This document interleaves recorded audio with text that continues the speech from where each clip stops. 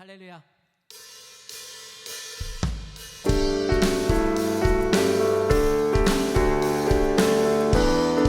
이제 우리 믿음으로 결단하며 주님 앞에 나아가기를 원합니다.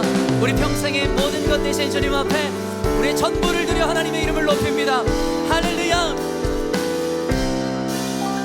나는 주만 높이리, 결코 내 맘 변치 않네. 세상 모든 권세 모든 영광 십자가 앞에 다 버리고 나의 충성과 내 헌신 내 모든 소망 오직 예수 나무에 달려 죽으신 그분께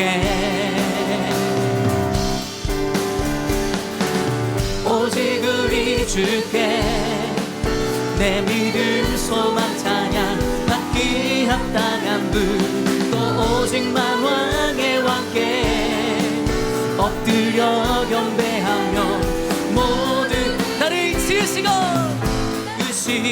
아버지 되시며 나를 구원하사 하늘의 상 주신 오직 우리 주님께 나 찬양하리. 다시 한번 결단하며 주님께 고백하십시다. 나는 주만 높이리, 결코 내 맘 변치 않네. 세상 모든 권세 모든 영광 십자가 앞에 다 버리고 나의 충성과 내 헌신 내 모든 소망 오직 예수 나무에 달려 죽으신 그분께 오직 우리 주께 내 믿음 소망 찬양 받기 합당한 분 또 오직만 왕의 왕께 엎드려 경배하며 모든 오직 우리 주께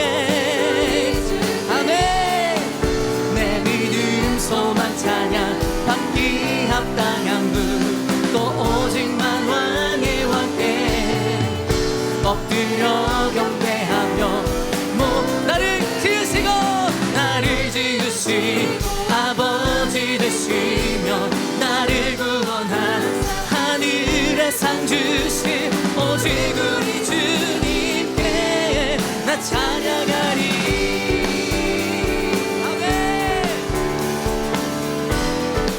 주님 앞에 경배하리 내 온 맘 다해 찬양하리 내 온 힘 다해 주 찾으리 나 사는 동안 주님의 길을 나 따라가리. 주님만을 경배하리 주님만을 경배하리 주님만을 찬양하리 찬양받기 합당하신 존귀하신 주님만을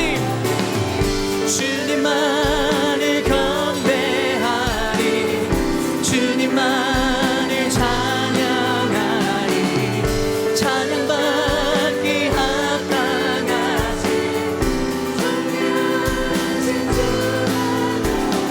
무릎 꿇고 주 맞이하리 내 모든 것 다 드리리 주를 향해 내 눈을 들고 주 의지하리 주만 의지하리 주님만을 경배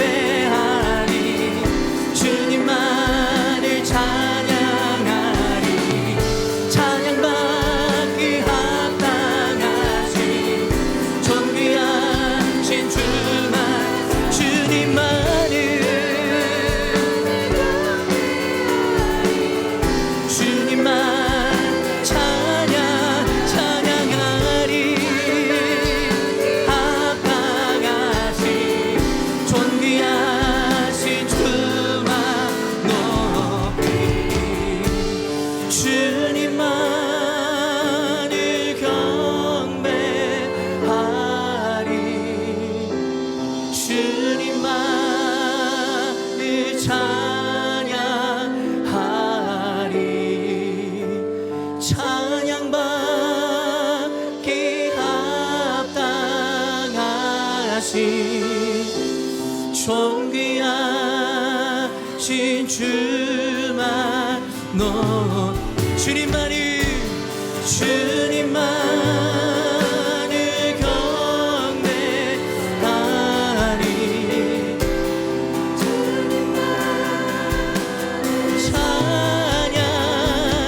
찬양하리 아멘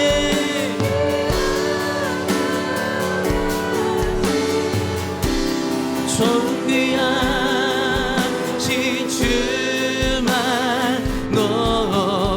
우리 찬양과 영광과 존귀를 받으시기 합당하신 주님께 우리 함께 영광의 박수 올려드리십시다. 할렐루야. 이 시간 살아계셔서 우리 모든 영광을 받으시는 주님의 이름을 찬양합니다. 할렐루야 할렐루야 아멘. 예 주님 아멘.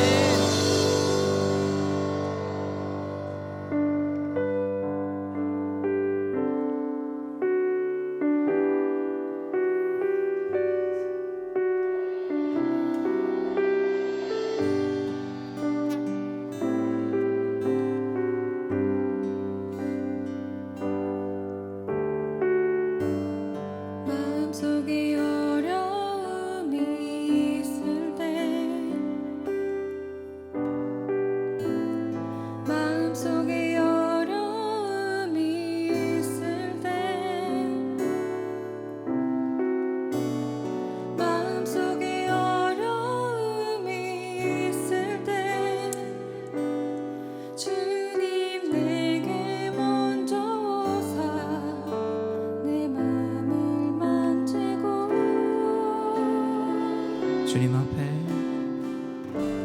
주님 앞에 나올 수 없을 때 주님 앞에 나올 수 없을 때 주님 앞에 나올 수 없을 때 주님 날 먼저 안으시네. 그럼에도 불구하고 날 사랑하시는 내 하나님의 사랑이 나의 모든 걸 덮고 그럼에도 불구하고 날 안아주시는 내 하나님을 부를 때 아버지라 부르죠.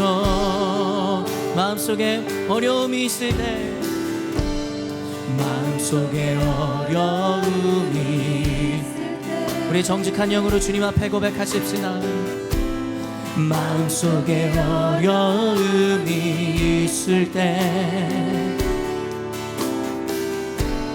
마음속에 어려움이 있을 때 주님 내게 먼저 오사 내 마음을 만지고 주님 앞에 나올 수 없을 때 주님 앞에 나올 수 없을 때 주님 앞에 나올 수 없을 때 주님 나 먼저 그럼에도 불구하고 우리를 안아주시는 주님 앞에 우리 전심으로 고백하며 나가십시다. 그럼에도 불구하고 날 사랑하시니 내 하나님의 사랑은 모든 걸 덮고 그럼에도 불구하고 날 안아주시니 내 하나님을 부를 때 아버지. 우리 한 번 더 믿음의 목소리로 주님께 고백하십니다. 그럼에도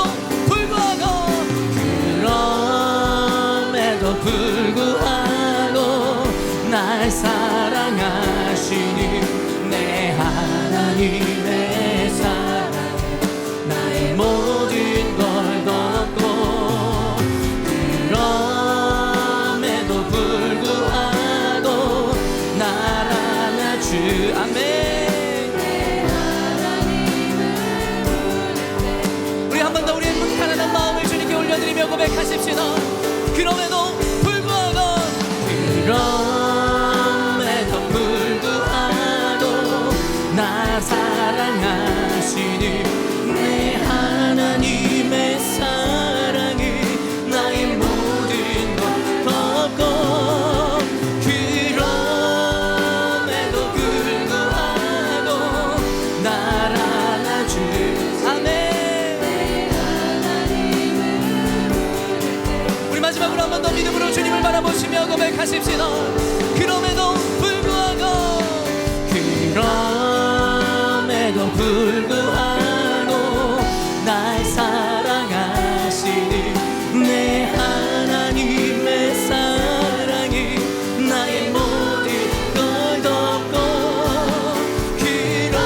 그럼에도 불구하고 아멘.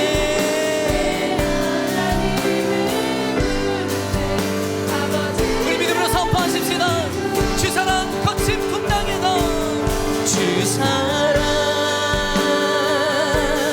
거친 풍랑에도 깊은 바다처럼 나를 잠잠게 주 사랑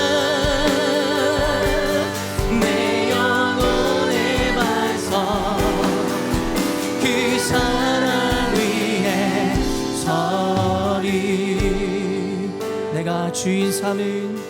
내가 주인 삼은 모든 것 내려놓고 내 주 되신 주 앞에 나가 내가 사랑했던 모든 것 내려놓고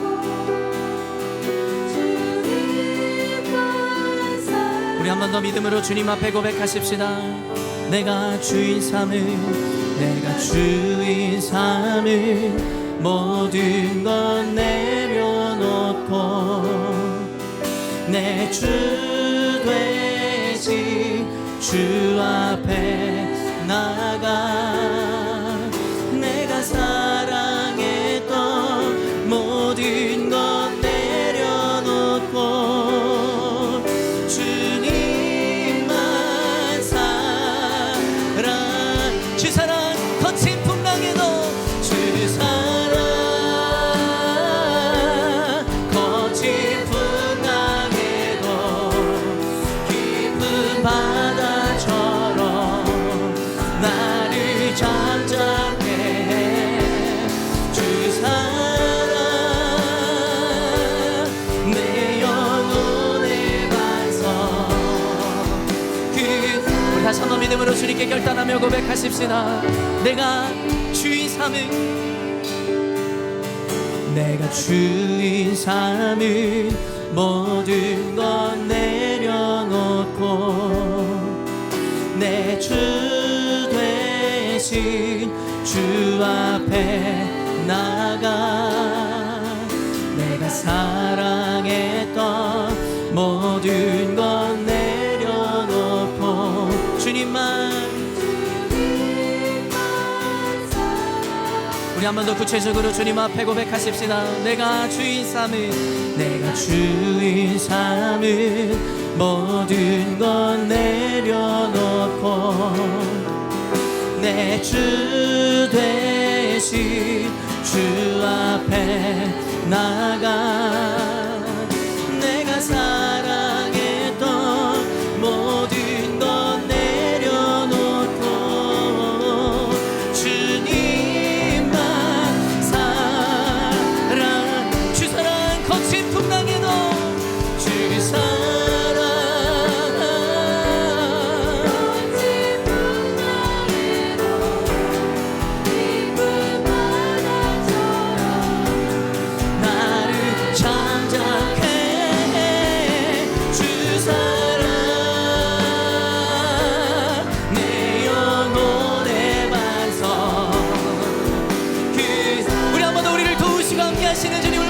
믿으며 우리 믿음으로 선포하며 나가십니다. 주 사랑, 주 사랑, 거친 풍랑에도 깊은 바다처럼 나를 잠잠케 해. 사랑,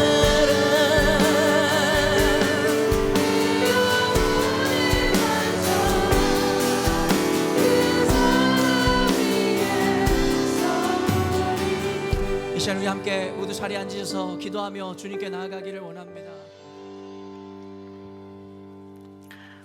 함께 말씀 보도록 하겠습니다. 오늘 거룩한 주일 하나님께서 저와 여러분에게 주시는 말씀은 고린도전서 10장 13절 말씀입니다. 고린도전서 10장 13절 말씀입니다.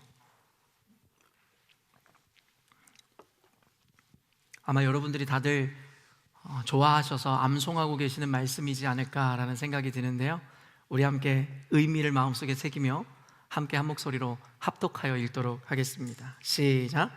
사람이 감당할 시험 밖에는 너희가 당한 것이 없나니 오직 하나님은 미쁘사 너희가 감당하지 못할 시험 당함을 허락하지 아니하시고 시험 당할 즈음에 또한 피할 길을 내사 너희로 능히 감당하게 하시느니라. 아멘.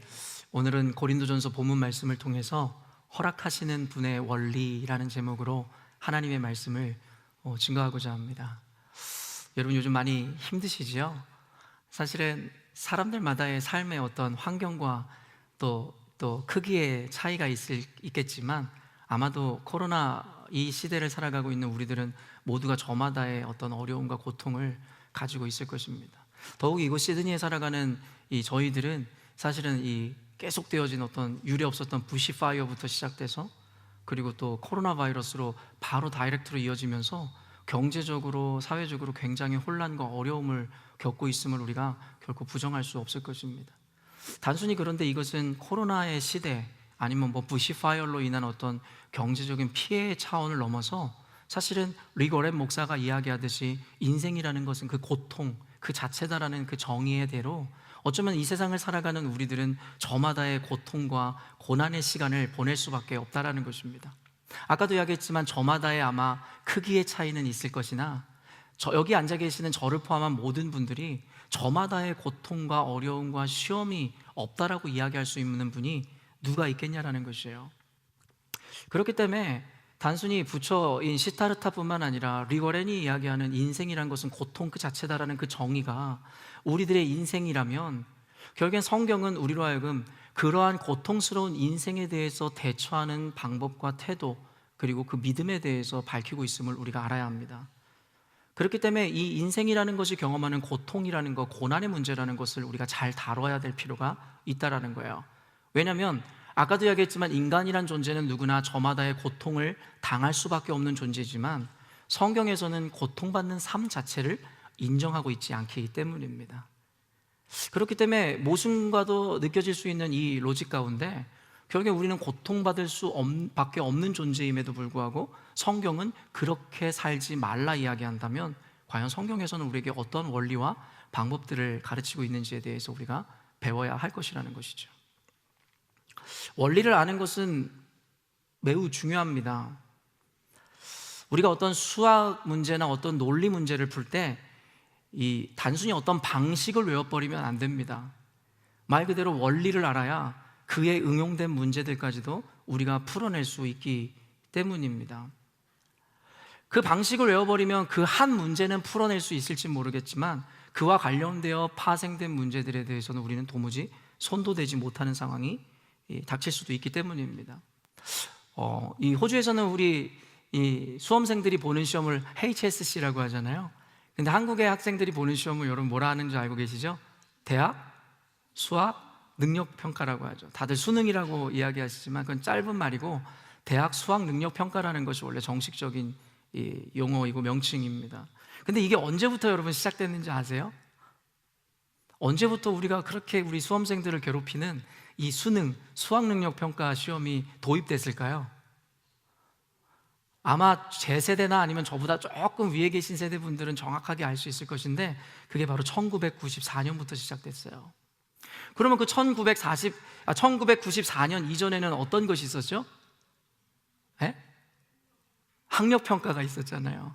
모두가 대학에 들어가서 그 수학 배우는 것을 이 능력이 있고 자질이 있는지에 대해서 평가하는 시험이었는데, 여러분 그래서 우리들은 이 수학 능력 평가 세대, 수능 세대, 그리고 학력고사 세대를 이렇게 나눠서 세대를 분류하기도 합니다. 아마 여기 계시는 대부분들은 그 분류에도 들어가시지 않을 것 같은데, 그래서 1994년 전후의 세대를 학력고사 세대, 수능 세대로 분류하기도 합니다. 그런데 여러분, 학력고사 시험이나 수학능력 평가 시험이나 동등하게 우리가 대학 수학능력을 평가하는 시험이라고, 자질을 검증하는 시험이라고 할 수 있는데, 굳이 그것을 왜 바꿨는지 여러분 알고 계세요? 왜 바꿨냐면, 학력고사 세대들은 알고 계시겠지만 그들이 공부하던 방식은 그저 선생님이 내주거나 교과서에 나와 있는 걸 그대로 암기했으면 됐다라는 거예요. 그러니까 그들에게는 그냥 암기를 잘하는 사람이 곧 공부를 잘하는 사람이었다라는 공식이 성립됐다라는 것이에요. 그랬는데 나중에 보니 결국에는 암기만 하는 세대들은 아까도 이야기한 대로 그것으로 인해 파생된 개념이라든가 그것에 인해서 확장된 개념에 대해서는 이해하지도 못하고 그것에 대해서 풀어내지도 못하는 걸 보면서 뭔가 문제가 있다는 것을 발견했고, 결국에는 교육계에서 결국에는 대대적인 개혁을 진행한 것이고, 그 개혁의 결과가 바로 대학 수학 능력 평가 시험이라는 것이에요. 이전에는 그냥 단순 암기하면은 풀 수 있는 문제들이 이제는 응용하고 원리를 알아 풀지 않으면, 논리를 알지 못하면 도무지 풀 수 없는 문제들을 출제하기 시작했다라는 것입니다. 여러분, 그렇듯이 단순한 암기가 주는 폐해에 대해서 우리는 알고 있습니다. 그저 단순히 암기를 하다 보면 우리의 뇌가 굳어버립니다. 성경에서는 그래서 지식이라는 개념보다 지혜의 개념을 더 높게 평가한다는 거 여러분 알고 계시죠? 지식이라는 것은 말 그대로 얻어지는 것입니다. 내 것이 아니라 남의 것, 남의 경험이든 남의 지식을 내게로 옮겨오는 것이 지식입니다. 근데 지혜라는 것은 무엇이에요? 그때그때 상황에 맞게 대처할 수 있는 유연성을 의미하는 것, 그 분별력을 이야기하는 것이 지혜이고, 성경에서는 지식의 개념보다 지혜의 개념을 더 높이 평가한다는 것이에요. 이것은 성경에서 이야기할 뿐만 아니라 일반 세상을 살아가는 우리들도 이미 깨달은 내용이라는 거죠. 단순한 암기로 안 된다는 것이에요. 그런 무식한 방식으로는 안 된다는 것이에요. 원리와 논리를 알아야지만이 우리가 진정한 문제의 의미와 그것으로 요구되어지는 답을 발견할 수 있다는 것이죠. 근데 저는요, 그런 세대들, 또 성경에서의 가르침을 보면서 결국엔 우리의 신앙도 마찬가지라는 거예요. 이전에 여러분, 우리의 신앙생활이 어땠습니까? 그냥 목회자들이 던져주는 어떤 것들에 대해서 암기하고 세뇌를 당하듯이 사실은 그것들을 그저 받아냈어요. 그리고 그것이 어떠한 원리와 논리에 의해서 설명되어지는지 구별하거나 분별해 볼 생각은 안 하고 그저 목사가 이야기하니까 맞겠지라는 생각을 했단 말이에요. 저는 그 믿음을 좋은 믿음이라고 생각하지 않습니다. 그것은 말 그대로 무식한 믿음이고 덮어놓고 믿음입니다. 목사가 이야기하니까 다 맞다, 그런 것 따윈 존재하지 않습니다.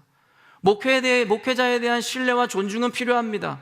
그리고 분명히 하나님이 부르셨기 때문에 그 자리에 대한 이 존중, 그 권위를 인정하는 것은 필요하지만, 목사가 이야기하니까 다 맞다라는 개념 따위는 존재하지 않는다라는 것이고, 그로 말미암아 생겨진 피해를 지금 한국교회가 그대로 고스란히 받고 있는 거죠. 모든 스포츠를 배워도 그렇고요, 어설픈 몸에 밴 습관은 그 스포츠를 새롭게 배우는 것을 방해합니다. 이 시대에 왜 바른 교육 그리고 이 진리를 전하는 사역이 어려운지 아세요? 차라리 여러분이 아무것도 모르는 백직장 상태였다라면 더 쉬웠을 것이에요. 하얀 도화지에다가 그림만 그리면 될 뿐이니까요. 그런데요, 어설프게 배우거나 암기했었던 그 신앙관념으로 말미암아 새로운 논리와 원리들을 가르쳐줘도 받아내려 하지 않아요. 왜냐하면 자신들이 암기한 것에 대해서 설명해낼 방법은 없음에도 불구하고 그저 자신들이 외우고 암기한 것이 옳다라는 잘못된 정의와 신앙관념이 꽉 차버렸기 때문입니다. 그것을 청소하는 것이 결코 쉽지 않아요.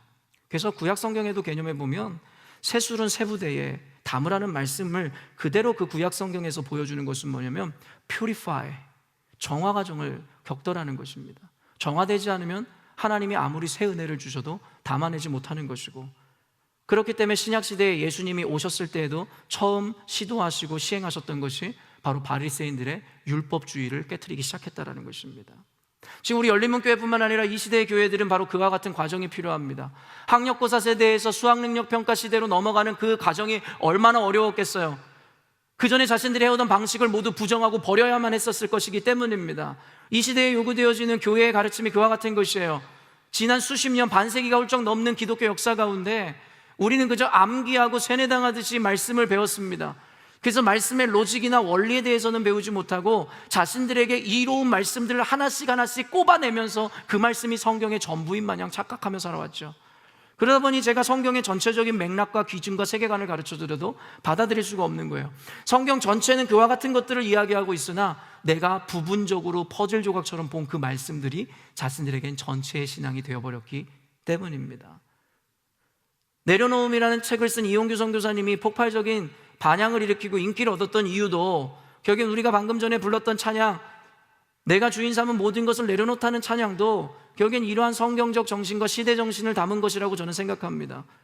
내 안에 내가 채워져 있으면 하나님의 새 은혜를 받아 누릴 수가 없는 것입니다.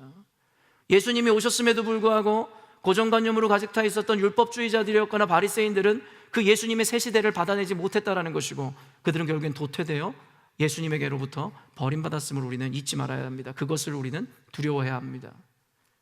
천하를 얻고도 생명을 잃어버리면 무엇이 유익하냐라고 말씀하시는 성경의 이야기처럼 우리가 우리의 고정관념과 우리의 자존심을 지켰을 때 결국엔 예수님을 잃어버린 교회가 된다면 그것은 더 이상 생명도 축복도 복음도 아닌 결국에는 자기 만족의 천하를 얻었으나 결국에는 모든 것을 잃어버린 자가 되더라는 것이죠. 언젠가도 이야기했지만 복음을 안 제 인생은 모든 것을 잃었습니다.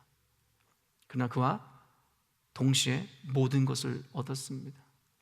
모순적인 개념 같지만 여러분 모든 것을 내려놓을 때 비로소 전부를 얻을 수 있다는 개념을 잊지 마십시오. 여러분의 것으로 채워 있으면 주님이 여러분 안에 임하실 수가 없다는 거예요. 그래서 저는 여러분들에게 담임 목사로 세워지고 지금까지 여러분들에게 조각조각의 은혜를 나누지 않았어요.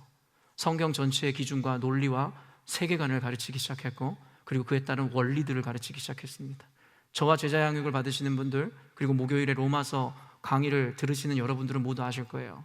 한 구절 구절이 의미 있는 것이 아니라 그 구절을 이해하기 위해서는 전체 컨텍스트를 이해하지 못하면 성경의 말씀을 죽었다 깨어나도 이해할 수 없다는 것입니다. 그래서 성경 공부가 중요한 것입니다. 그래서 저는 여러분들에게 단순 암기로 이루어진 신앙관념을 깨고 성경의 기준으로 말미암아 성경적 세계관을 세우고 성경의 원리로 인해서 여러분이 말씀을 이해하게끔 여러분들을 진리의 길로 인도하고자 합니다. 그때에 결국에는 수학능력 평가시험이 그렇듯이 하나님의 기준과 세계관 그 원리로 인해서 다변화되어지는 세상, 그 세상에 만나게 되어지는 각자 다른 인생 가운데서도 유연하게 대처할 수가 있다는 거예요. 대처할 수 있다는 것입니다. 암기된 신앙만으로는 우리는 그저 율법주의자 내지는 꼰대 이상 될 수가 없는 거예요. 원리를 알고 논리를 알면 세상에 여러분 일어나는 모든 일들을 유연하게 대처할 수 있는 지혜가 생겨나기 시작하는 것이고 지금 저와 여러분들은 그 과정을 밟아가고 있는 것입니다. 어제 토요새벽에서도 언급했지만 토요새벽에 오지 않는 분들이 더 많으시기에 오늘 한 번 더 잠깐 그 원리들에 대해서 조금만 더 설명하며 말씀을 이어가려고 합니다. 성경에서 가르쳐주는 중요한 원리 중 하나가 바로 이것입니다. 적으셔도 좋을 것 같아요. 바라보는 자의 믿음과 태도에 의해 결정되는 의미와 가치에 대한 원리입니다. 잘 사용하시지 않는 센텐스이실 것이기에 다시 한번 말씀드릴 테니까 적어보십시오. 바라보는 자의 믿음과 태도에 의해 결정되는 의미와 가치에 대한 원리입니다. 성경에서는요, 두 가지 모순적인 개념을 설명합니다. 절대성, 절대적인 가치와 그리고 절대화될 수 없는 가치에 대한 의미입니다. 좀 어려울 수 있으나 조금 더 말씀을 자세히 들으시면 이해되시리라 믿습니다. 고린도전서 1장 18절, 제가 가장 좋아하는 말씀 중에 하나인데요, 한번 읽어볼까요? 시작. 십자가의 도가 멸망하는 자에게는 미련한 것이요 구원을 받는 우리에게는 하나님의 능력이라. 십자가라는 것은 절대적인 가치를 지니고 있습니다. 성경에서 이야기하는 절대성의 의미입니다. 그러나 아까 모순적인 개념이라 이야기한 그 절대성의 가치가 바라보는 이의 태도와 믿음에 따라 그 가치와 의미가 달라진다고 성경에서는 또한 설명하고 있다는 것이에요. 십자가는 여기 계신 저와 여러분들에게는 생명을 걸어 수호해야 하는 가치일 것입니다. 그러나 여러분도 아시겠지만 세상 사람들에게는 조롱의 대상이요 그리고 비난의 대상 이상 아무것도 아니라는 것을 알고 계시죠. 십자가의 도가 멸망하는 자들에게는 미련한 것이라는 거예요. 하나님을 알지 못하는 세상 사람들에게는 십자가는 미련한 것이고 비난받아 마땅한 가치입니다. 그러나 예수를 믿은 구원의 자녀인 저와 여러분에게 십자가는 어떤 가치입니까? 생명을 걸어 지켜내고 세상이 그 어떤 일을 우리에게 시험으로 넘겨준다 할지라도 붙잡아야 할 가치라는 거예요. 이것이 바로 바라보는 자들의 믿음과 태도에 의해 결정되는 의미와 가치의 원리라는 것입니다. 여러분이 어떠한 믿음과 태도로 십자가를 바라보느냐에 따라 십자가의 가치와 의미가 결정된다는 것이에요. 여러분에게 한낱 종이장에 지나지 않고 쓰레기가 될 수도 있으며 어떤 이에게는 생명을 걸어 수호해야 되는 가치가 될 수도 있다는 것이에요. 단순히 귀걸이나 목걸이에 차고 다니는 액세서리의 의미가 아니라 여러분이 생명을 걸어 붙들어야 하는 여러분에게 절대적 가치가 되기도 한다는 것입니다. 또한 어제 말씀의 잠언 12장 15절 말씀인데요, 오늘 주일 아침 본문일 것입니다. 함께 읽어볼까요? 시작. 미련한 자는 자기 행위를 바른 줄로 여기나 지혜로운 자는 권고를 듣느니라. 이것은 바로 훈계와 징계에 대한 메시지고 요즘에 계속 잠언서에서는 그에 대한 메시지들이 전달되고 있습니다. 징계와 훈계라는 것에 대한 의미와 가치를 결정하는 것은 징계와 훈계 자체에 있는 것이 아니라 그 징계와 훈계를 받아들이는 자의 태도와 믿음에 의해 그 가치와 의미가 결정된다는 이야기입니다. 훈계와 징계를 바르게 받아들이는 자들에게는 그것이 복이 되고 그것이 여러분 지식이 되며 축복이 되지만 여러분 결국에는 스스로를 의롭다 함으로 말미암아 징계와 훈계를 받아내지 못하는 자들은 결국은 어때요? 미련한 자라는 것이죠. 교회 안에서나 우리 인생 가운데 우리는 여러 가지 의미로 훈계와 징계를 받는다. 어제 말씀에서 여러분과 나누었습니다. 이 내용이 궁금하신 분들은 토요 새벽 예배를 유튜브에서 찾아 들으시면 됩니다. 모두가 저마다의 삶과 환경과 말씀, 설교자 내지는 관계, 여러 가지 환경 가운데 여러분은 징계와 훈계를 듣습니다. 그러면서 여러분에게 묻습니다. 과연 징계와 훈계 가운데 여러분들은 어떠한 믿음과 태도로 그 징계와 훈계를 받아내고 계십니까? 오늘 잠언서에서 지적하는 바와 같이 자기 행위를 바른 줄로 알고 결국에는 그 훈계와 징계를 멸시함으로 결국에는 어리석은 자의 자리에 서고 계시진 않습니까? 또한 로마서 2장 12절 말씀인데요, 함께 읽어보겠습니다. 시작. 무릇 율법 없이 범죄한 자는 또한 율법 없이 망하고 무릇 율법이 있고 범죄한 자는 율법으로 말미암아 심판을 여기서 로마서에서 이야기하고자 하는 것은 무엇이냐? 율법의 중요성과 가치에 대해서 이야기합니다. 그러나 그 가치로운 율법을 받아들이는 자의 믿음과 태도에 따라 그 가치로운 율법 자체가 아무것도 아닌 무가치가 되기도 하고 그들에게 도리어 저주가 되기도 한다라고 이야기하는 것이죠. 여러분 이해가 되십니까? 십자가, 훈계, 그리고 저는 지금 말씀에 대해서 여러분에게 인용하여 성경의 구절들을 읽어드렸습니다. 말씀은 우리를 살리는 것입니다. 우리를 구원으로 인도하는 선생과도 같은 것입니다. 그럼에도 불구하고 그 말씀을 대하는 우리들의 믿음과 태도에 따라 그 말씀이 도리어 독이 되어 우리를 심판에 이르게도 한다는 것이 로마서의 이야기입니다. 십자가의 가치, 징계와 교회에서 이루어지는 훈계의 가치, 그리고 여러분이 생명과도 같이 여기는 말씀의 가치가 바로 그 절대적인 가치에 의해 의미와 가치가 여러분에게 주어지는 것이 아니라 그 절대적인 가치를 대하는 여러분의 믿음과 태도에 따라 무가치가 되기도 하고 생명을 걸어 지켜야 되는 유가치가 되기도 한다는 것입니다. 즉 성경에는 이런 관점에 따른 은혜의 법칙을 이렇게 설명하더라는 거예요. 그럼 한 가지만 좀 더 쉽게 여러분들에게 말씀드리면 우리가 놓치는 것이 무엇입니까? 바로 우리가 그렇게 바라는 기도의 응답이라는 것도 성경적인 세계관을 가지고 바라보지 못하니까 우리는 그 결과에 따라 좌지우지되는 신앙생활, 기복주의적인 신앙생활을 갖게 된 것입니다. 이것이 무슨 말이냐면요, 여러분 예수를 믿고 믿음으로 기도하면 다 응답받는다고 생각하세요? 여러분 어떠세요? 이런 거 질문하면 답변하기가 좀 애매하죠? 그렇다 하기도 그렇고 안 그렇다 하면 믿음 없어 보이고, 이런 믿음으로 기도하면 하나님이 다 응답해 주신다고 배우신 분들 계실 거예요. 그러나 성경은 분명히 이야기합니다. 다 응답하시지 않는다라는 거예요. 만약에 하나님께서 자녀들이 하는 기도에 모든 것을 응답하셨다면 여러분 우리가 모두 다 대궐 같은 궁전에 살 것이고 좋은 차를 끌고 다니고 내 자녀들은 다 명문대학을 갔을 것이고 우리는 재정적으로 부족함이 없는 삶을 살 것이고 우리는 모두 건강한 삶을 살아야 할 것이고 우리는 모두 세상에서 명예를 얻어야 될 것이고 우리는 세상에서 우리가 얻고자 하는 모든 것을 누리며 살고 있었어야 될 것이에요. 그러나 문제는 무엇이에요? 우리가 보는 것처럼 기도해도 안 된다라는 거예요. 여러분이 아무리 열심히 기도해 보십시오. 공부 지지리도 안 하는 자식이 명문대학에 가는 일 따위는 일어나지 않아요. 말 그대로 그런 일이 일어난다면 그것이야말로 기적이겠죠. 그러나 하나님께서는 보편적인 원리에 의해서 우리를 인도하신다는 거 여러분 아실 거예요. 좋은 대학 가기 위해서는 열심히 공부하셔야 돼요. 부자가 되기 위해서는 열심히 일하셔야 됩니다. 기도한다고 되는 게 아니에요. 그러나 우리는 지금까지 세뇌되어진 암기한 신앙생활, 기도하면 새벽 예배 나와 눈물로 기도하면 하나님 다 응답하신다, 그런 일은 없습니다. 다시 한번 이야기하지만 성경에서 그런 일은 없다고 이야기합니다. 그리고 심지어 우리가 구하는 것보다 더 좋은 것을 주실지언정 우리가 바라고 원하는 것을 그대로 준다 이야기하지 않죠. 그러면서 성경에서 이야기하잖아요. 너희들이 믿고도 받지 못하면 너희들이 쓸 것을 정욕대로 구하기 때문이라고. 우리의 욕망에 사로잡힌 기도에 대해서는 성경에서 들어줄 이유가 없다라고 분명하게 밝히고 있다는 것이죠. 그런데 중요한 건 우리의 신앙이 좋았다가 나빴다 하는 그 근거가 뭐냐라는 것이에요. 성경에서 이렇게 분명하게 디파인하고 있지만 결국에 우리는 어떻게 해요? 결국에는 하나님 앞에 기도했는데 그것이 응답되면 할렐루야, 하나님 감사합니다, 하나님은 살아계십니다. 그래서 어때요? 기도해도 되어지지 않는 거예요. 우리 인생이 뭔가 절망으로만 이끌어지고 어려운 일들밖에 이루어지지 않는 거예요. 그때 처음에는 믿음으로 반응하는가 싶더니 조금 가지 못하여 우리는 원망하고 절망하고 심지어는 하나님을 손가락질하다가 결국엔 교회를 떠나버리죠. 그게 바로 반복되었던 우리들의 신앙의 패턴이지 않았을까요? 교회를 떠나지는 않는다 할지라도 여러분 늘 항상 기뻐하고 쉬지 말고 여러분 기도하고 감사하라는 그 말을 이루고 사십니까? 데살로니가서에서 말씀하시는 것이 진리라면 그와 같은 삶을 살으라는 것을 우리가 받아내야 되는데 그렇지 않다라는 거예요. 아까 얘기했지만 고통 자체라는 것이죠. 기도의 응답은 이것입니다. 여러분이 기도하면 모든 것을 응답받는다라는 것은 여러분의 환경을 바꾸시는 은혜가 아니라 바로 여러분의 관점을 바꾸시는 은혜라는 것이에요.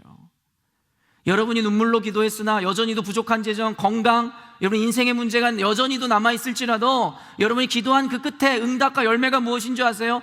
내 삶 가운데 여전히도 문제가 있지만 그 문제를 바라보는 내 관점이 달라지더라는 거예요. 그래서 바로 우리는 항상 감사할 수 있고 기뻐할 수 있으며 하나님을 높여드릴 수 있다는 거예요. 우리 상황과 환경과 관계되는 것이 아니라 바로 우리의 관점과 태도에 의해서 우리의 신앙이 만들어진다는 것입니다. 여러분 기도한다고 해서 다 되는 거 아니라고 다시 한번 말씀드립니다. 그러나 응답받을 수 있습니다. 무엇으로요? 여러분의 환경은 여전하지만 여러분의 믿음과 태도로 인해서 여러분의 마음에 맺는 열매가 달라지기 때문입니다. 그렇기 때문에 여러분 성경적인 원리로 세상을 바라보십시오. 그러면 환경이나 상황이나 여러분이 느끼는 감정이 아니라 그것을 바라보는, 그것을 대하는 여러분의 믿음과 태도에 의해 그것의 가치가 전혀 다르게 달라질 것입니다. 이런 관점을 가진 자들의 믿음과 태도는 결코 스스로 실족해하거나 실망케 하지 않습니다. 그래서 사도 바울은 풍부에 처하든 비천에 처하든 모든 것에서 자족하는 일체의 비결을 배웠노라 이야기하는 것입니다. 그의 감사의 이유에는 그의 생명도 그의 부나 명예도 있지 않았어요. 그가 부자일 때도 하나님께 감사하고 가난할 때도 감사할 수 있는 바로 이런 믿음의 원리를 발견했기 때문이라는 것입니다. 다시 한번 우리 인생의 문제로 넘어가 보자고요. 우리 인생은 고난과 시험의 연속입니다. 아까도 이야기했지만 가만 생각해 보면 정도의 차이는 있겠으나 지금 이 순간도 여기 계신 분들은 어떤 무언가 고통과 고난의 문제로 씨름하고 계실 거예요. 저도 그렇습니다. 그래서 우리는 방금 전에 이야기한 이 원리를 잘 이해하고 관점의 변화를 받아 오늘도 우리가 마주하고 있는 고난과 시험이라는 영역을 잘 풀어야 됩니다. 우리는 우리 인생에서 피할 수 없는 이 시험이라는 것에 대한 분명한 의미와 원리를 파악하여서 온전하게 우리 삶 가운데 주어진 환경에 적용해야 된다는 거예요. 그래서 오늘 여러분에게 저는 이겨내십시오, 여러분 할 수 있습니다, 이런 것 따위에 대한 메시지를 전하는 것이 아니라 과연 하나님께서는 우리 인생 가운데 왜 이 고난과 시험이라는 것을 주셨는지에 대해서 그 의미와 그리고 그에 따른 그 축복의 원리를 가르쳐 드리고자 합니다. 저는 여러분을 가르치고 여러분 듣고 배우시고 적용하시면 되는 것이고 이제 선택은 여러분의 문제로 넘어가게 되는 것이죠. 우리는 그리스도인들, 우리가 당하는 시험에 대해서 크게 두 가지 관점으로 이해합니다. 첫 번째는 뭐죠? 바로 하나님께서 주시는 시험이라는 거예요. 말 그대로 테스트겠죠. 두 번째, 바로 마귀가 주는 시험입니다. 바로 temptation. 한국말로 이야기하면 모두가 시험이지만 그 시험, 영어로 이야기하는 바를 통해서도 알고 있겠지만 그 두 가지가 의미하거나 그로 인한 결과는 너무나도 확연하게 다릅니다. 일단은 의도 자체가 다르죠. 그렇기 때문에 그리스도인들이 크게 경험하는 이 고난과 시험에 대해서 두 가지 카테고리로 나눈다면, 한 가지는 하나님께서 여러분에게 주시는 테스트일 것이고, 한 가지는 마귀가 주는 시험일 것입니다. 너무나 많이 들어왔던 내용일 것이에요. 하나님께서 여러분을 시험하시는 이유는 단순하죠. 말 그대로 테스트하셔서 여러분의 마음을 확인하고, 그리고 여러분으로 하여금 더 성장시키기 위함이라는 것. 선한 의도가 깔려 있죠. 하나님이 주는 시험이나 마귀가 주는 시험이나 모두 피하고 싶을 것입니다. 말 그대로 시험이니까요. 시험 좋아하는 사람이 어디 있습니까? 그러나 시험을 이겨낸 자에게, 하나님이 주신 시험을 이겨낸 자에게 주어지는 결과는 마귀가 주는 시험에 의해 실족해 되거나 그리고 좌절하는 자들과는 전혀 다른 열매를 맺게 되는 것입니다. 말 그대로 하나님의 시험은 우리로 하여금 우리의 한계를 뛰어넘어 더 큰 은혜와 축복의 삶으로 인도하지만, 마귀가 주는 시험은 우리를 절망에 빠뜨려 실족해 함으로 하나님으로부터 멀어져 저주와 같은 삶을 살게 합니다. 자, 그렇다면 지금 여러분들이 갖고 계시는 그 고난, 그 시험의 문제를 한번 오늘 구체적으로 대입해보며 오늘 설교를 들어보시기를 바랍니다. 그렇게 둘에 대한 차이점을 분명히 인식하고 그때그때 상황에 맞게 마음가짐을 새롭게 하고 대처하는 것이 중요합니다. 동일하게 모든 것이 시험이라서 당하기 싫은 것이겠지만, 결국에는 그 시험의 의미와 분별을 잘 해내므로 대처를 잘해야 된다는 거예요. 그리고 오늘은 좀 더 자세하게 하나님이 주시는 고난과 시험을 또 두 가지로 분류해 볼 수 있는데요. 첫 번째, 바로 우리의 죄로 인해 주어진 징계에 의한 고난과 시험입니다. 하나님이 주시는 시험이에요. 고난이에요.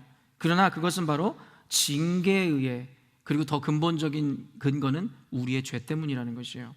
대표적인 사람이 바로 여러분 잘 알고 계시는 다윗 아닙니까? 우리아의 아내 밧세바를 취함으로 말미암아 그는 하나님의 심판을 받게 되죠. 그리고 여러분, 요나의 고난이 그렇지 않아요?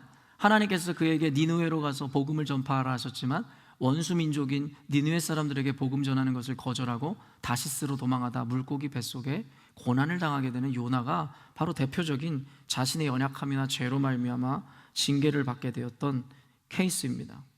그런데요, 아까도 얘기했지만 이것은 하나님이 주시는 것이고 하나님이 주셨기 때문에 우리에게 유익한 것이라고 성경은 이야기하죠. 히브리서 12장 7절에서 8절이에요. 읽습니다. 시작. 너희가 참음은 징계를 받기 위함이라. 하나님의 아들과 같이 너희를 대우하시나니 어찌 아비가 징계하지 않은 아들이 있으리요. 징계는 다 받는 것이거늘 너희에게 없으면 사생자요 참 아들이 아니니라. 아까도 이야기했지만 우리가 오늘 살펴보는 이 고난이라는 것은 바로 그리스도인이 당하는 고난이지 모든 이들이 당하는 고난에 대한 메시지가 아니에요. 그렇기 때문에 여러분들이 그리스도인이 아니라면 오늘의 개념은 전혀 여러분과 관계가 없습니다. 왜냐하면 히브리서에서 이렇게 이야기하잖아요. 징계가 여러분에게 주어지는 것은 결국에는 아비가 아이를 징계함 같이 사랑이 기반되어 있다라는 이야기를 하고 있다라는 거예요. 징계는 모두가 다 받는 것이에요. 왜냐하면 로마서에서 이야기했지만 우리는 모두 죄인이기 때문입니다. 그러나 만약에 죄를 지었음에도 불구하고 징계가 너희에게 없으면 너희들은 사생자요 참 아들이 아니라고 이야기합니다. 징계가 있다는 것은 무엇을 의미한다고요? 참 아들이라는 증거라는 거예요. 세상에 여러분 살아가면서 우리의 불평은 이거잖아요. 저 사람은 항상 교회를 괴롭히고 악을 행했는데 왜 저 사람의 사업은 더욱더 잘 되고 저 인생은 잘 되는 거야. 반면에 우리는 하나님을 위해서 이처럼 희생하고 헌신했는데 우리 인생은 왜 맨날 이 모양이지? 우리들이 여러분 원망하고 불평하는 것이 바로 이러한 문제들 아닙니까? 근데 여러분 그것을 아시죠? 세상에 악을 행하고도 잘 나가는 사람들은요 하나님의 무관심의 대상이라는 거예요. 잘 되든 안 되든 관심이 없다라는 거예요. 여러분 그것이 가장 비참함이라고 성경은 이야기하고 있는 거예요. 우리가 죄를 지었음에도 불구하고 그에 합당한 징계가 하나님 앞에 교회에서 내려지지 않는다면 여러분 그것이 무엇을 의미하는 줄 아십니까? 우리는 참 그리스도인도 아니고 하나님의 자녀도 아니고 성도가 아니라는 이야기입니다. 저는 요즘에 그런 생각이 들었어요. 이 징계라는 것을 내리는 것도 주는 것도 그가 참 성도일 때라야 의미가 있다라는 것이에요. 교회의 질서든 하나님의 말씀 앞에서 그 질서에 대해서, 말씀에 대해서 엎드리거나 받아내려는 태도가 없는 성도가 아닌 자들에게는 징계 자체도 무의미하다는 것을 깨달았어요.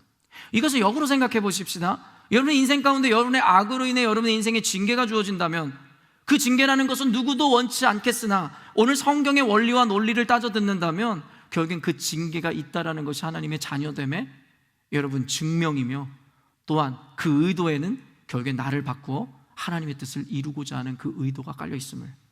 그렇기 때문에 하나님이 주시는 고난을 받아내는 우리들, 징계로 인해 주어지는 고난을 받는 우리들은 도리어 감사의 열매를 맺게 되는 것입니다. 하나님, 지금 이 순간이 너무 힘들지만 내가 자녀이기 때문에 주시는 고난이기에 감사합니다. 그리고 여러분은 회개하셔야 됩니다. 그리고 두 번째, 하나님이 주시는 고난과 시험, 두 번째는 바로 믿음을 확인하고 훈련시키고자 주시는 시험입니다. 그 대표적인 인물이 누구예요? 바로 욥이었습니다. 여러분 아시겠지만 욥은 당시에 적어도 하나님이 인정하는 당대 최고의 의인이었습니다. 그에게는 그 어떤 죄가 있지 않았어요. 적어도 성경에서 보여주는 의미에서 말입니다. 그런데 여러분도 알고 계시겠지만 욥에게는 바로 말 그대로 애매한 고난이 주어지기 시작해요.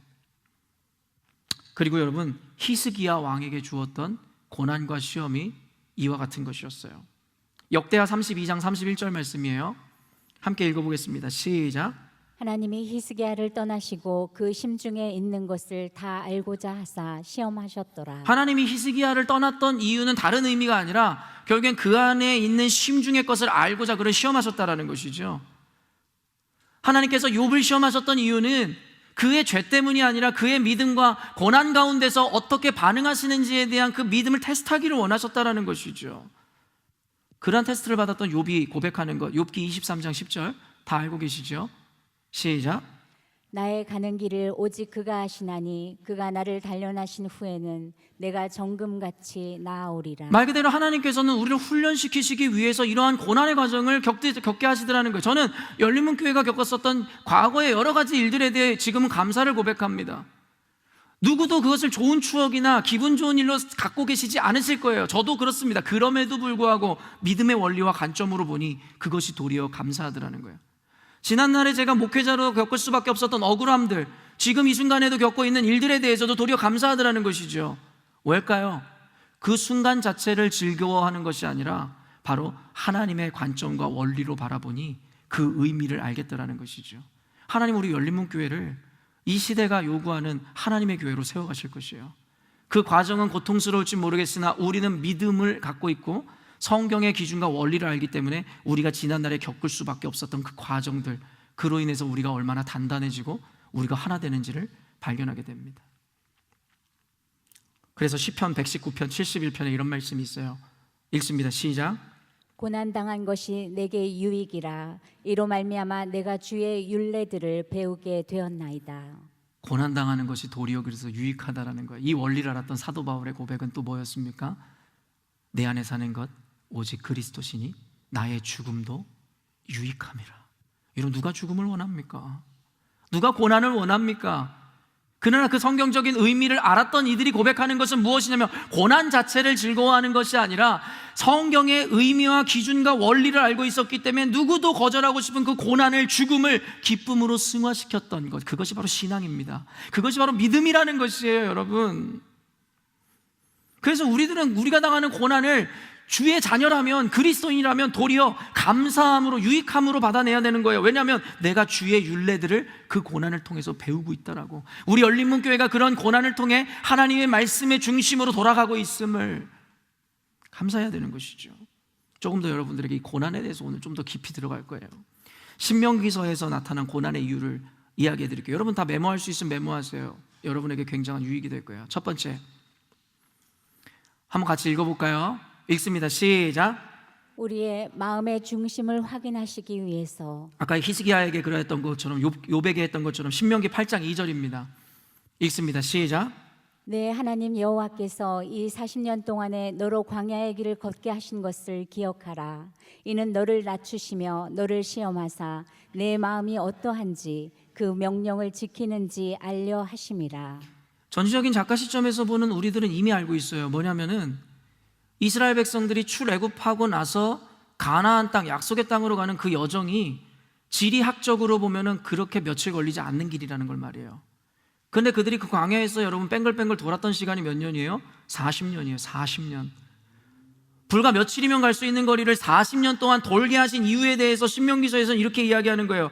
이 40년 동안 너로 광야의 길, 고난으로 대표되는 단어이니 광야의 길을 걷게 하신 것을 기억하라. 이는 너를 낮추시며 너를 시험하사 내 마음이 어떠한지를, 그리고 그 명령을 지키는지 아니 지키는지를 보기 원하신다라는 거예요. 여러분, 우리 존재의 목적이 뭐라고요? 하나님의 영광을 위해서입니다. 우리의 존재는 우리가 잘 먹고 잘 사는 것이 아니라 바로 하나님을 위한 목적을 가지고 이곳 가운데 존재하고 있다는 거예요.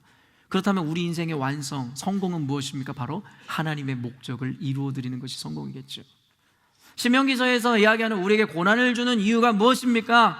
바로 우리의 마음이 어떠한지 그 상황을 이겨내는 것을 통해서 보여줌으로 하나님께 영광 돌린다는 거예요. 여러분, 인생이 잘 풀리고 자녀들 잘 되고 내가 부와 명예로 넘쳐날 때 누가 할렐루야 찬양 못합니까? 누가 감사 고백 못합니까? 하나님을 알지 못하는 세상 사람들도 감사할 줄 알아요. 진정한 감사의 의미가 뭔지 아세요?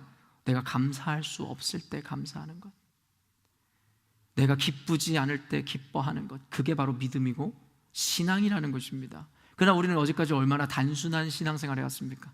좋은 일 있으면 좋아하고 안 좋은 일 있으면 그대로 안 좋아하고, 그 어느 곳에서도 믿음도 신앙도 볼 수 없었죠. 주님께서 고난을 주시는 이유요, 그 마음의 중심을 확인하기 위해서죠. 두 번째, 따라 읽어보겠습니다. 시작.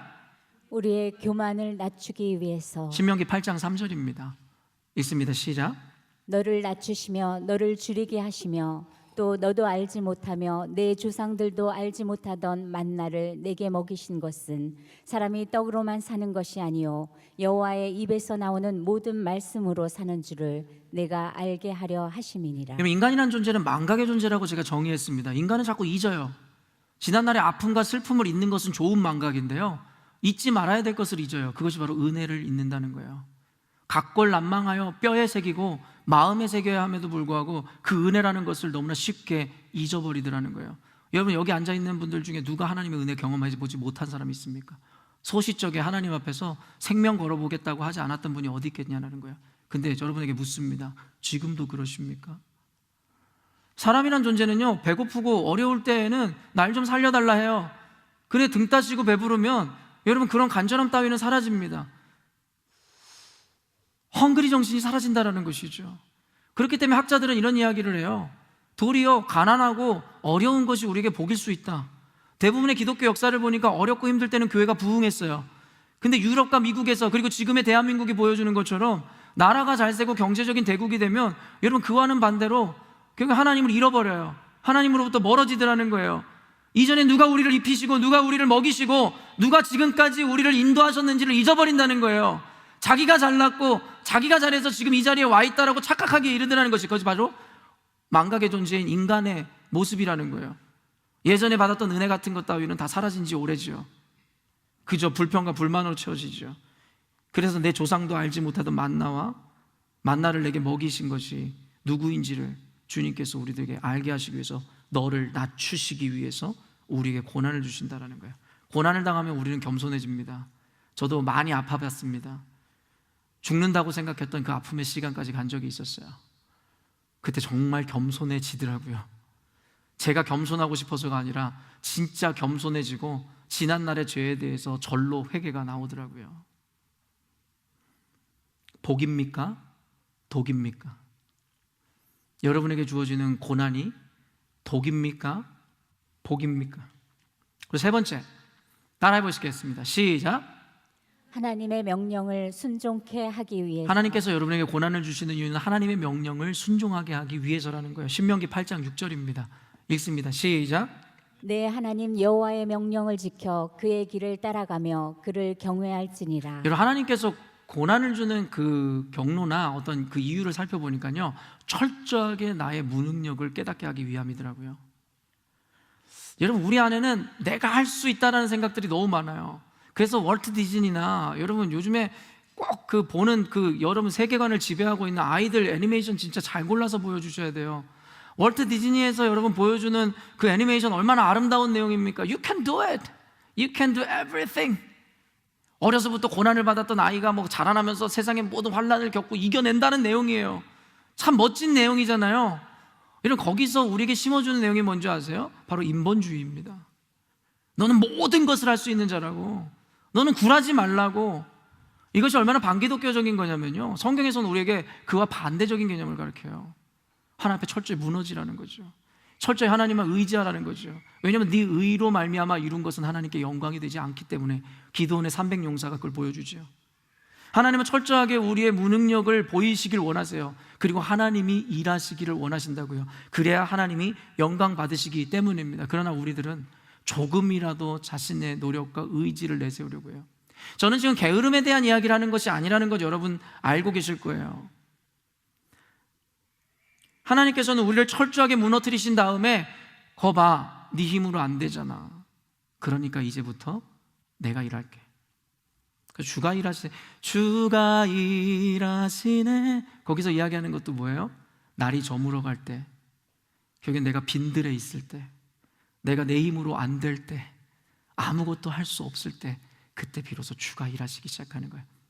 교회의 일도 마찬가지고 여러분 인생의 문제, 가정의 문제도 마찬가지입니다. 여러분 놓으세요. 놓으셔야 그때부터 주가 일하시는 거예요. 그러나 우리가 놓지 못하는 이유가 뭔지 아세요? 그걸 놓으면 죽어버릴 것 같은 거예요. 놓으면 망할 것만 같은 거예요. 그래서 이야기하는 게 뭔지 아세요? 믿음입니다. 그게 바로 신앙에서 가장 중요한 가치, 히브리서에서 이야기하는 그때 비로소 믿음이 발동되는 것이고 주님이 그 믿음을 보길 원하시는 것이에요. 여러분을 순종하게 하기 위해서 여러분을 낮추시는 것이고 고난을 주십니다. 그리고 마지막으로 네 번째예요. 한번 읽어볼까요? 시작. 감사를 깨달아 복을 얻게 하기 위하여. 결국엔 여러분들에게 복을 얻게 하기 위함이라는 거예요. 아버지가 왜 그 아이를 징계합니까? 아이 망하라고요? 아이 저주받으라고요? 아니죠. 아이 잘 되라고요. 훌륭한 사람 되라고요. 하나님이 왜 예수 그리스도를 죽이시면서까지 사랑한 우리들의 인생 가운데 그런 고난을 주실까요? 사랑하니까요. 잘 되라고요. 복 받으라고요. 구원 받으라고요. 시련은 잠깐이지만 여러분에게 주어진 생명의 면류관은 영원할 것이라고 성경은 이야기합니다. 야고보서 1장 12절 한번 읽어볼까요? 시작. 시험을 참는 자는 복이 있도다. 이것에 옳다 인정하심을 받은 후에 주께서 자기를 사랑하는 자들에게 약속하신 생명의 면류관을 얻을 것임이니라. 지금 신명기서에 나타나는 이런 이유들로 인해서 여러분의 인생 가운데 하나님이 고난을 주실 거라니까요. 여러분을 사랑하시니까요. 죄 때문이든 아니면 여러분의 마음을 확인하기 위해서든 여러분을 겸손케 하기 위해서든 겸손하여 하나님의 말씀에 순종케 하기 위해서든 결국엔 하나님께서 여러분을 사랑하시며 여러분에게 고난을 주실 거예요. 가만 놔두시면 그게 사랑이 아니에요.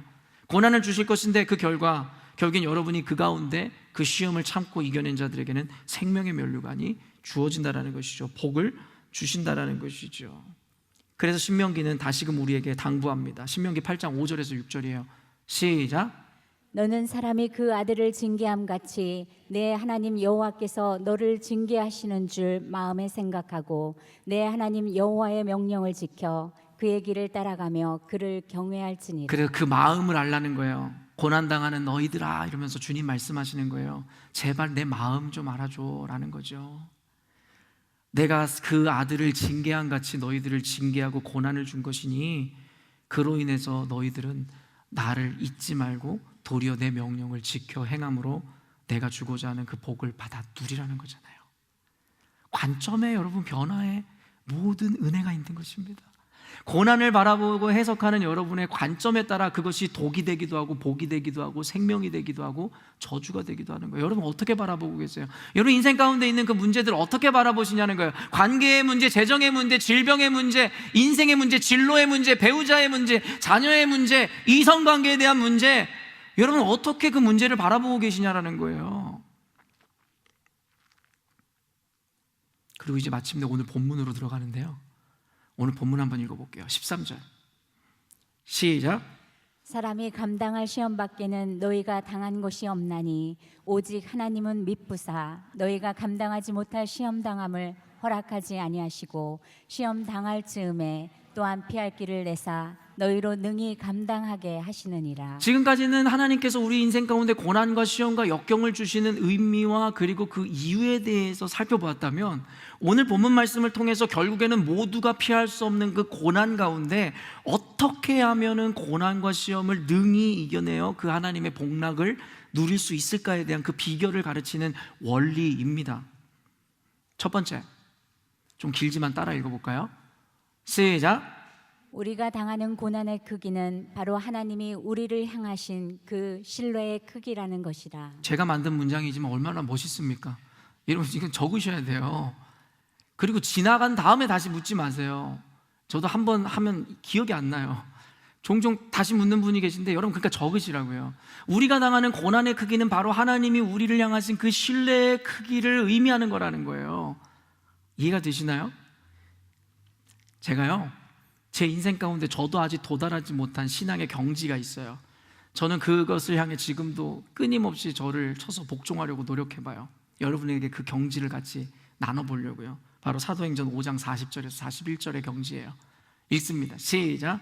그들이 옳게 여겨 사도들을 불러들여 채찍질하며 예수의 이름으로 말하는 것을 금하고 놓으니 사도들은 그 이름을 위하여 능욕받는 일에 합당한 자로 여기심을 기뻐하면서 공회 앞을 떠나니라. 이게 무슨 경지냐면요, 저도 이런 모양은 따라할 수 있겠어요. 지금 사도들이 복음을 전하다가 매를 엄청 훔신 두드려 맞았거든요. 너무 억울한 거예요. 지들 살리고자 했는데 그들이 훔신 두드려 패서 피가 질질 나고 아마 굉장히 고통스러운 순간에 있는 것 같아요.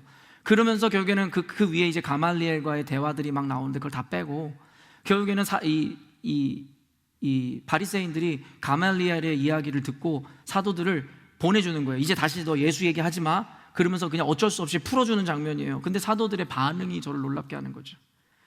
사도들이 그 이름을 위하여 능욕받는 일에 합당한 자로 여기심을 기뻐하면서 공회 앞을 나가더라는 거예요. 얼마나 억울했을까요? 얼마나 아팠을까요? 피가 질질 나는데. 그런데 기뻐하더라는 거예요. 근데 이게 왜 신앙의 경지냐고요? 저도 따라할 수는 있겠다고요. 어떻게? 어거지로 믿음으로요.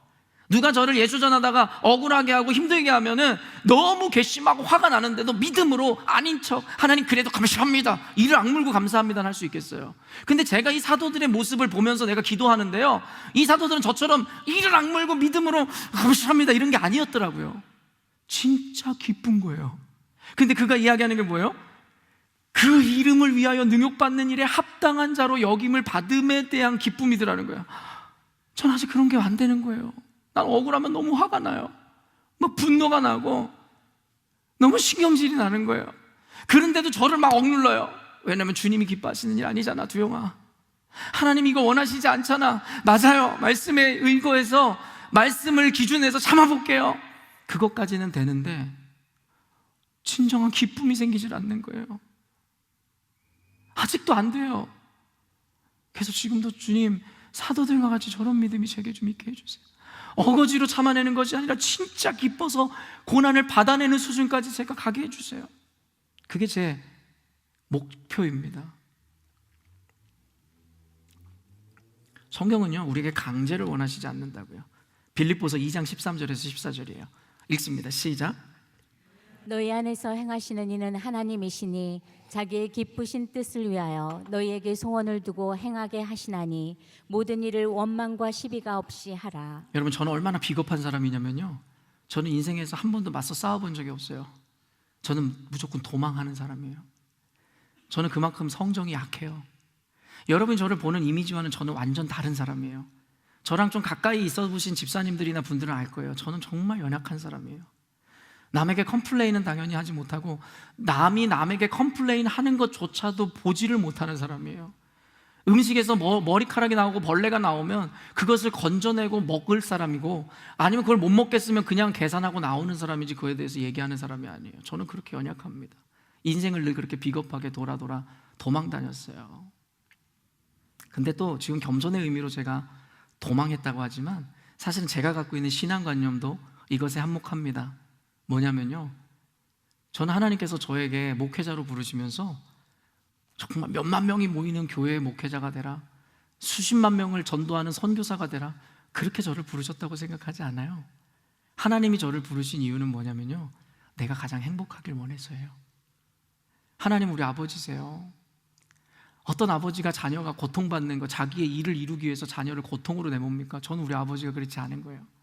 우리 하나님이 저한테 늘 물으세요. 두영아, 행복하니? 저는 사역을 하면서 많은 고난이 있었어요. 저를 죽이려 하는 자도 있었고, 저를 이단이라 모욕하는 자도 있었고, 아무 근거 없이 저에게 모욕을 주는 일들이 너무나 많았었어요. 그때마다 여러분 도망하고 싶었어요. 근데 그때마다 하나님이 물어보세요. 행복하냐고. 근데 그때까지 버틸 수 있었던 이유는 행복했기 때문이에요. 그래도 내가 감당하는 그 사역 때문에.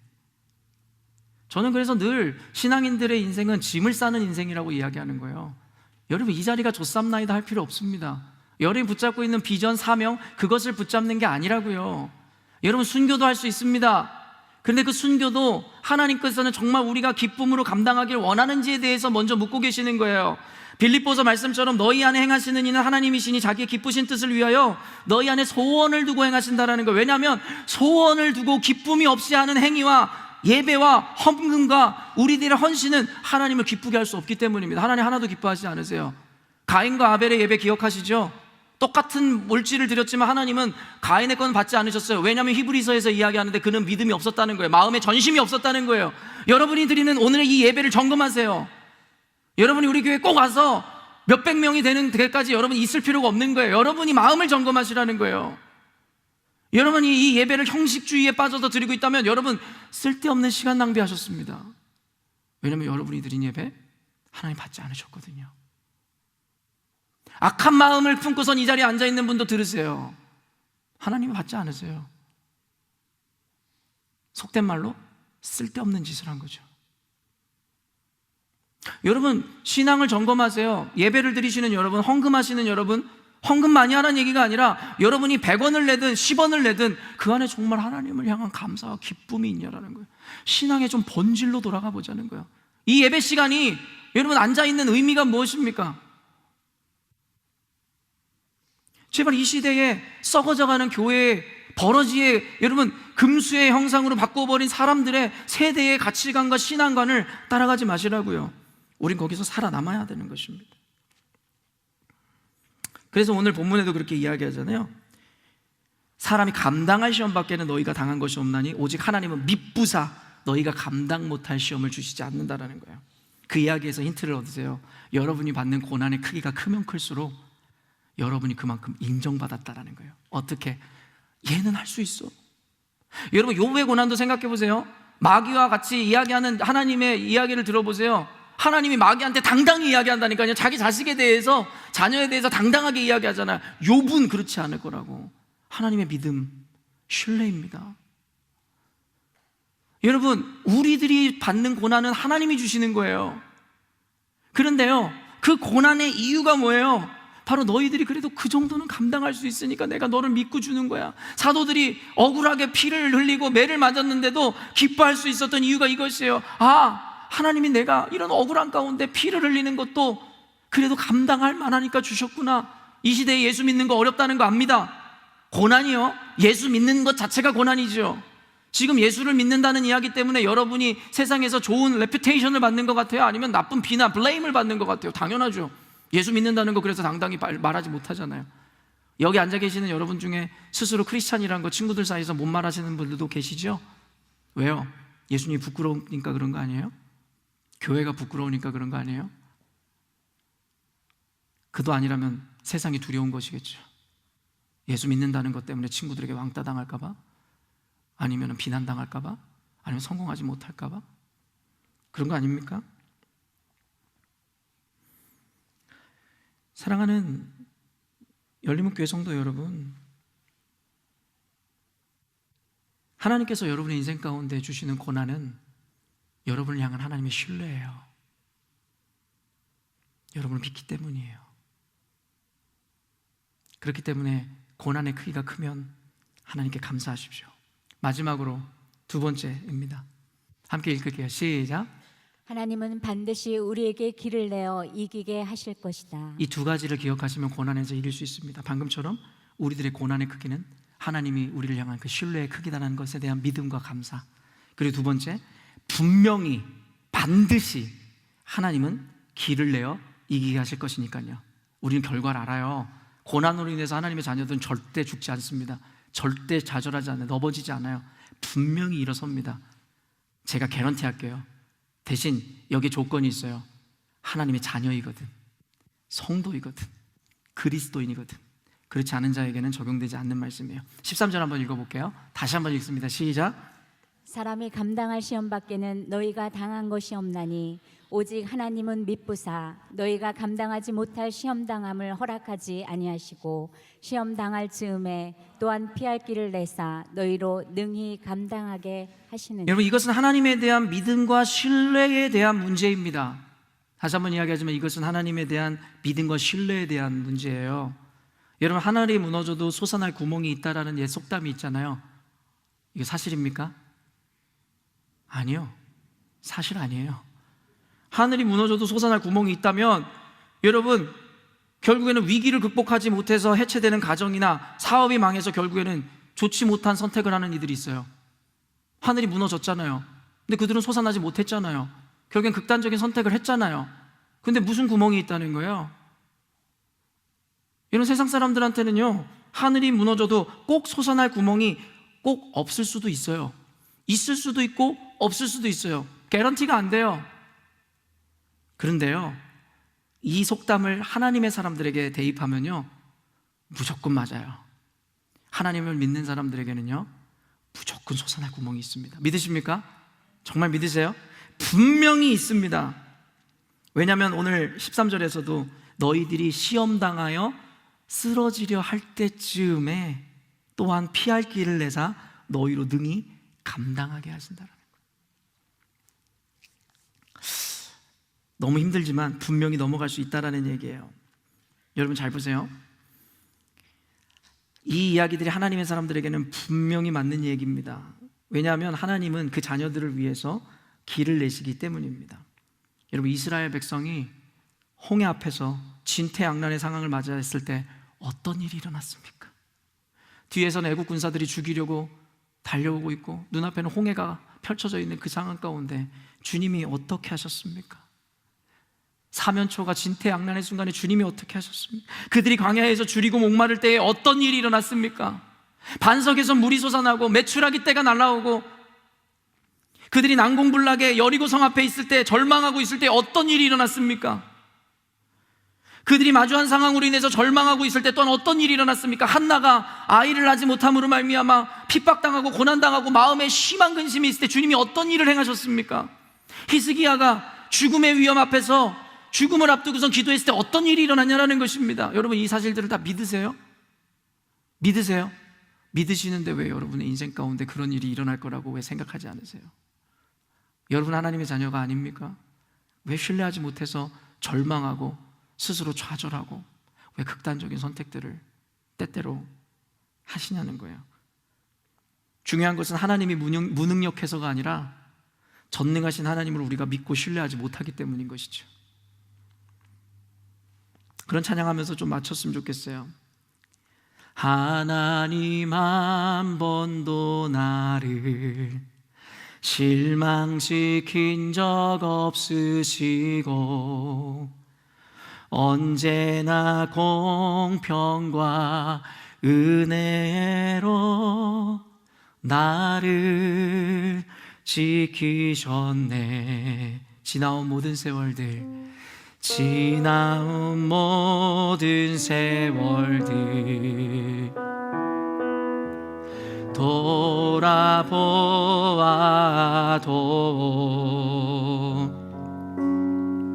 그 어느 것 하나 주의 손길 안 미친 것 전혀 없네. 여러분 다 같이 고백하십시다. 오 신실하신 오 신실하신 주, 오 신실하신 주, 내 너를 버리지도 않으리라.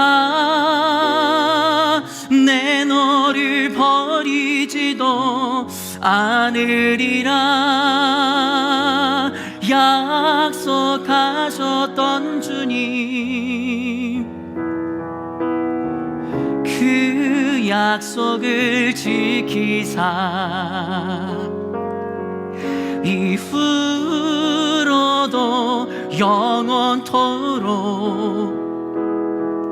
나를 지키시리라 확신. 우리 믿음의 고백으로 이후로도 영원토록, 이후로도 영원토록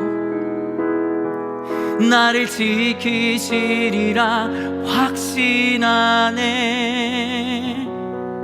여러분, 이것은 믿음과 신뢰에 대한 문제입니다. 여러분, 정말 하나님을 믿으십니까? 여러분, 정말 하나님을 신뢰하십니까? 여러분, 지금 코로나 상황과 여러 주변의 환경으로 인해서 얼마나 지치고 힘든지 저도 알고 있습니다. 교회 역시도 그의 직격탄을 맞아 참 어려운 시간들을 교회들마다 보내고 있습니다. 근데 여러분, 그거 알고 계시죠? 하나님 다 알고 계세요. 하나님이 다 알고 계십니다.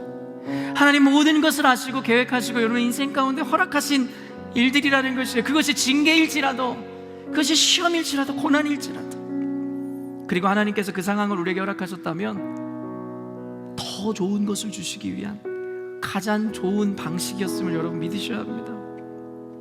모두가 오늘 말씀을 힘입고 그 말씀을 붙잡고 견딤의 차원을 넘어 능히 승리하여서 하나님께 영광을 돌리고 자신들의 삶에는 가장 큰 축복으로 채워지는 시간이 되었으면 좋겠습니다. 이제 우리 함께 기도하십시다. 여러분, 기도하실 때에 지금 저마다의 생각 가운데 어려움들을 떠올려 보십시오. 하나님, 도무지 이것에서 살아날 수가 없습니다. 하나님, 어떠한 인간의 방식으로도 빠져나갈 수 없을 것 같은 올무에 걸려버리고 말았습니다. 여러분, 하나님께서 원하시는 것은 우리가 당한 그 상황 가운데서도 주님의 낯을 피하는 자가 아니라 주님께로 피하는 자를 요구하고 계시는 것이에요. 여러분, 어려움을 다 알고 계세요. 내 아내에게, 남편에게, 내 가족에게도 이야기하지 못한 그 마음도 주님 다 알고 계세요. 얼마나 억울한지, 얼마나 화가 났는지, 그리고 얼마나 속이 타는지. 이제 주님, 하나님 말씀을 붙잡습니다. 하나님 말씀으로 하나님 기준을 세웁니다. 하나님 말씀으로 세계관의 렌즈를 끼고 이제는 이전에도 보지 못했던 내 삶의 환경과 감정과 상황을 보겠습니다. 이 시간 함께 기도하며 주님의 위로를 받아 누리시는 시간을 갖도록 하겠습니다. 함께 기도하십시다. 하나님 아버지,